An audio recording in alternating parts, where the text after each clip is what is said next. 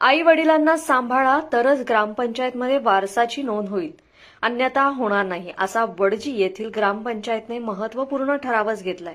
या ठरावाच्या प्रती वरिष्ठांना पाठवण्यात आल्यात। ग्रामपंचायतीच्या मासिक सभेत हा निर्णय घेण्यात आला।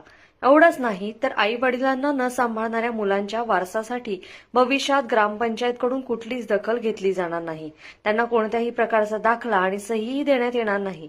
जो मुलगा किंवा एकत्रित राहणारी मुलं आपल्या आई वडिलांचा सांभाळ करत नाही, त्या मुलांना आई वडिलांच्या नावावरील संपत्तीचे वारसदार होता येणार नाही, असा ठराव एकमताने संमत करण्यात आलाय।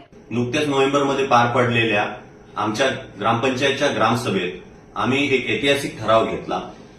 जो आई वडिलांना सांभाळणार नाही त्याची आम्ही वारस म्हणून नोंद घेणार नाही। यासाठी माझ्या गावकऱ्यांनी, उपसरपंच, पोलीस पाटील तसेच आमचे ग्रामसेवक व सर्व सदस्य यांनी सर्वांनी संमती दर्शवली व हा ठराव पारित केला।